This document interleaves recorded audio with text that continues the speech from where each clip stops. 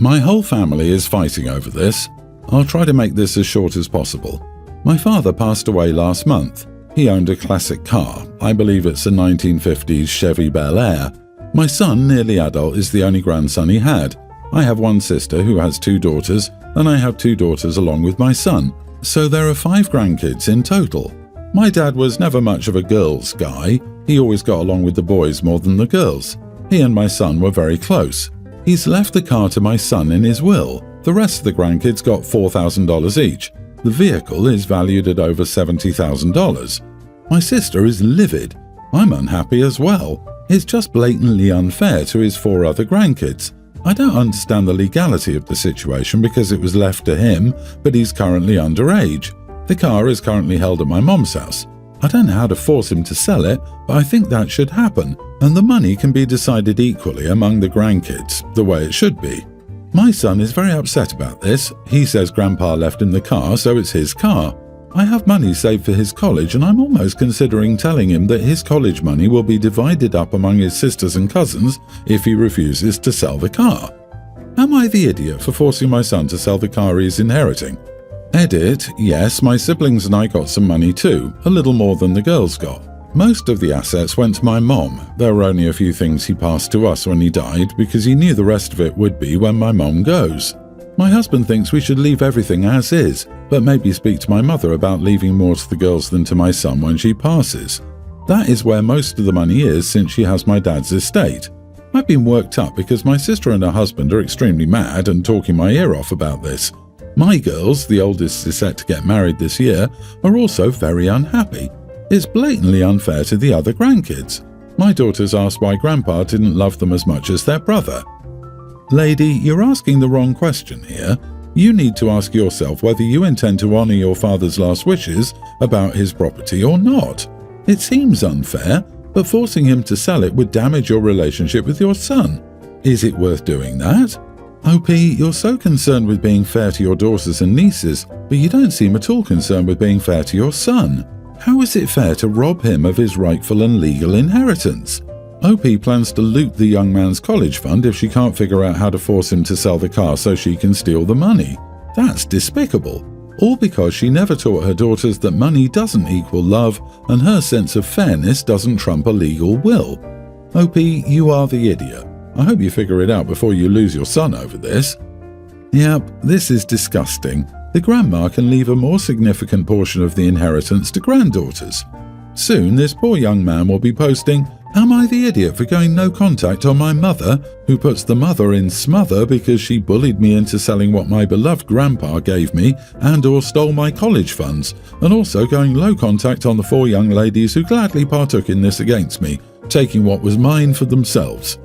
Holy crap, why do you hate your only son so much? OP, you can give his college money to fund his sister's wedding or whatever, and it will be just the same as stealing his car. If you do it, you won't be in his life anymore. This is not about money, this is his remembrance of the granddad he loved and was close with. He made an effort to spend time with Grandpa, but the girls did not. So let him keep Grandpa's last gift, or lose your son. This is not about money, and he will never forgive you. My daughter, let's call her Sophie, used to be best friends with Kat. They used to be best friends in elementary school, but ever since middle school they've started to grow apart. The school splits the kids in advance and it's normal for math and science. All other classes are still together. My daughter was placed in advance and Kat was placed in normal. No big deal, they still see each other in school. They were still close friends until group projects. There have been multiple group projects and kids get to pick their partners. Kat and Sophie usually work together, which is when issues start. Sophie would get frustrated that the work Kat did wasn't correct. I told her to turn it in without fixing it, and she got a bad grade on that assignment. After that, Sophie went through a period of fixing stuff. After a while, I told her to stop doing group projects with her, so they stopped doing projects together, and the friendship blew up. So they're not friends anymore. It's Sophie's birthday and invites were sent out. Kat wasn't on the invite list my daughter made. I got a call from her mom asking why she wasn't invited. I informed her they aren't really friends anymore. She said to invite her anyway since this is just a spat. I told her the people invited were people my daughter wanted at the event. This went on for a while and it came to why they weren't friends anymore. I said it was due to both girls' intelligence levels, and I tried explaining the group project issue. She angrily accused me of calling her kid dumb. I never said that. She called me a jerk. Edit. I told her they weren't friends anymore, but she kept asking why. That's why I brought up the issue of why they aren't friends anymore. I wasn't going to lie. Also, she should already know why that friendship blew up. The kids were arguing about it constantly for a while. You are the idiot, and in such a way that I worry the universe might collapse around you. First, intelligence isn't a thing the way you think. There was a real opportunity to teach her to respond with compassion and humility, which would have given her valuable characteristics and lessons about relating to other people in school and the workplace. Instead, she will really struggle if she repeats this. Go look up the process approach to learning and ask yourself if you're setting her up to learn or to stop learning as soon as she feels she's better than someone else. Hard disagree. How is it wrong for the daughter not to want to work with someone who's messing up her group project, leaving her with more work? There's nothing wrong with her picking another group to work with. It isn't rude. She isn't entitled to work with the other girl, and it's normal for middle schoolers to grow apart. It's probably good that they don't do school projects together anymore. The only idiot here is OP for calling the kid stupid, a really immature response from an adult. I said it was due to both girls' intelligence levels. Oof. How can you even type that out and still wonder if you're the idiot? Learn some tact, for crying out loud. You are the idiot. You called her kid dumb without calling her kid dumb. All you had to do was say, as far as you know they aren't friends anymore, that they started having a downfall over group projects and have just drifted apart. My mother-in-law is 64. My husband and I are both 30 and we have an infant daughter. I've had an issue with this since day one.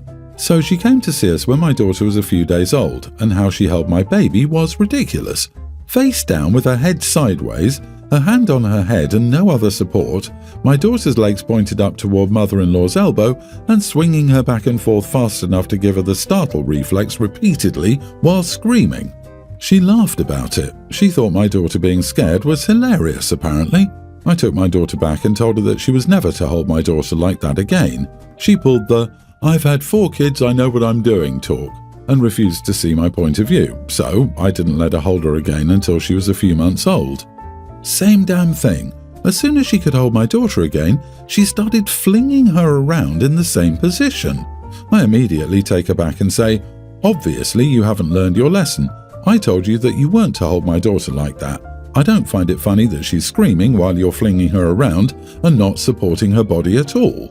I told her and my husband she's not holding my daughter again until she stops disrespecting me. My husband was angry. However, he didn't say anything because he gets it and see why it sketches me out, but is still bothered that his mom is alienated. I told him she would get another opportunity when she learned to respect me. He agrees. Well, she's been coming over often and I figured I would give it another shot because she's been good and it's been 2 months since the last incident. She takes the baby, but immediately flings her in the downward position while aggressively getting her neck, with no support to her head or anything. Again, my daughter starts screaming and flailing her arms out in a startle reflex. Mother-in-law again starts laughing and saying, "Oh, such a scared baby, it's 'cause Mama doesn't play with you." I took my baby from her arms, told her to leave, and said she would not be holding her ever again. She asked why, and I said it was because she once again was being disrespectful and laughing at my daughter being scared because she refused to stop being so damn aggressive with her. She turns to my husband and says, "Screw this, I won't be coming around anymore," and leaves. My husband is angry at me right now.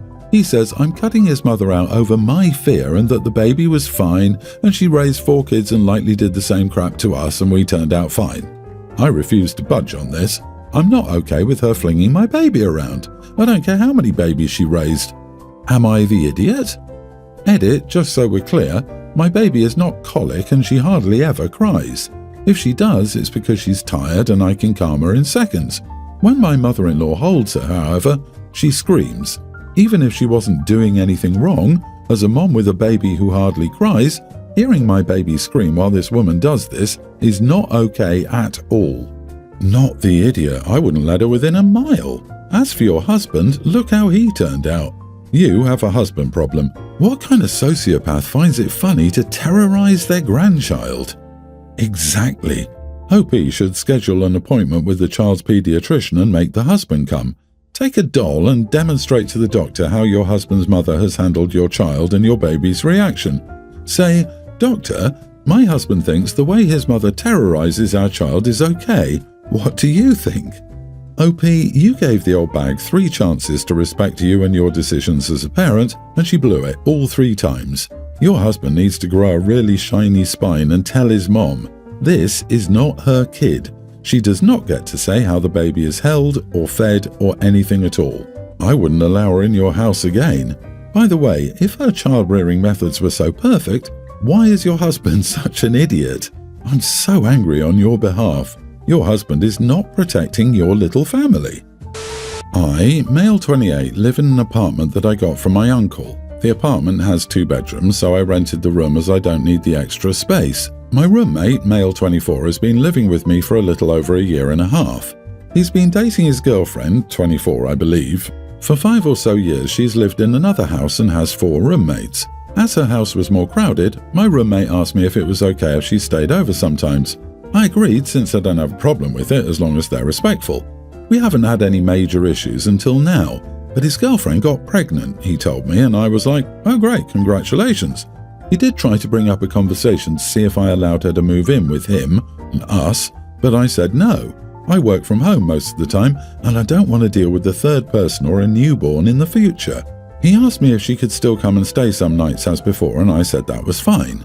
She's 4 or so months into her pregnancy. Well, these last 3 months she's become very annoying whenever she's staying over. What I mean is that I got woken up in the middle of the night or early morning too many times because she was running to the bathroom at the end of the hallway. I don't use that bathroom, I have my own connected to my room, but my guests sometimes use it and they've said that it's dirty and messy. She's staying over a lot more nights than she used to before. The biggest problem is that she's developed really bad nausea. Even now she's still having morning sickness, which I believe should have stopped already. We've had many issues regarding food because my roommate asked me to stop having some foods that get her sick. I told her that this was not her house and she had no right to come and expect me to change my diet because of her. They took that very badly. I continued my life as usual. She always complains and runs to the bathroom when I cook. There have been a couple of times when she's actually thrown up on the floor too, which is disgusting. I'm sick of it, to be honest. So I told my roommate that either she stops coming over, she stops complaining, or he moves out. I would give him a month or 2 if he needs it to find somewhere else to live, but I'm tired of having his girlfriend over. She's annoying me. He, of course, got very upset and said that she wouldn't annoy me so much if I were more understanding of her condition. He said that they're not in a comfortable position to move, that she's sick and needs his support and all of that. Some of my friends and co-workers and family are on my side, but some others said that I'm behaving like a total idiot and that I could easily change my diet for a couple of months. Am I the idiot? Not the idiot. She doesn't live there and you've made it clear you don't want an infant in the house since you work from home. While you might be a little more accommodating while she's there, your roommate and his girlfriend need to move into their own space to prepare for a baby. They chose to get pregnant and stay pregnant, so they need to adult up and prepare for bringing another life into this world they will need to support. While I know you can't control morning sickness, she should be able to make it to a bathroom or sink or garbage can to throw up. I've never had a guest do it on my floor multiple times. It would be better if she did that at her own place, which she is paying for. Oh, and everyone telling him to accommodate his roommate's girlfriend is more than welcome to do so themselves. Dude, consult a lawyer. There are definitely protections in place regarding housing discrimination for having a child. It's his child. This can be the baby's primary residence. Even if she doesn't move in, find out your rights, sooner rather than later, regarding not re-signing his lease, and it would be easier before the baby. Evict him now so that's not an issue, or roll the dice and take your chances, but then be ready to take what's coming to you. I have a son who graduated college last year. We're both car people, and as a graduating gift I paid 60% of the cost of a brand new car he wanted. It's quite a nice car. After it was bought, I told him he shouldn't let his girlfriend ever drive it. He seemed annoyed and started questioning why, but we agreed to disagree and just left it at that. He didn't listen to me and let her drive it. Well, she crashed it a few days ago, scraped a barrier and damaged the whole side of the car. She told him some story about how some semi tried to merge into her and then left the scene. I again told him it wasn't a good idea to let her drive it and told him to stop allowing her to do so. He got upset and called me an idiot and said he would still allow her. I paid 60% of the cost of the car. I don't allow non-car people to drive my nicer cars. My wife and daughter aren't allowed to touch my cars, and it's always been this way since they're the type to not care about cars besides going from point A to B. I've been a passenger in their cars and don't trust their driving. I rarely allow my wife to drive when we go to places together. Am I the idiot for telling my son he shouldn't allow his girlfriend to drive his car? You are the idiot. You're weirdly controlling and also come off as a misogynistic idiot. If your son got into a car accident, would you call his accounting some story? Maybe you're not misogynistic. Maybe you're just super judgy of all non-car people, but that alone still makes you an idiot. You're also an idiot because you're trying to attach strings to what was supposed to be a gift. He's already told you he won't implement the restrictions you want, yet you keep pushing. Your wife is a non-car person. Your daughter is a non-car person. The girlfriend is a non-car person. Papa OP is a car person. Your son is a car person. So by non-car people, you mean people born female, right? You are the idiot, a misogynistic one at that.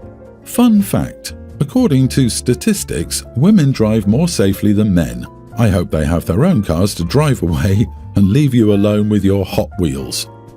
I don't know, my dad lets his sister-in-law drive and not my mom, and I wouldn't let my mom drive my bike. Granted, the girlfriend might be a bad driver, given how quickly the crash happened. I'm the only gal here who's going to say OP is not the idiot.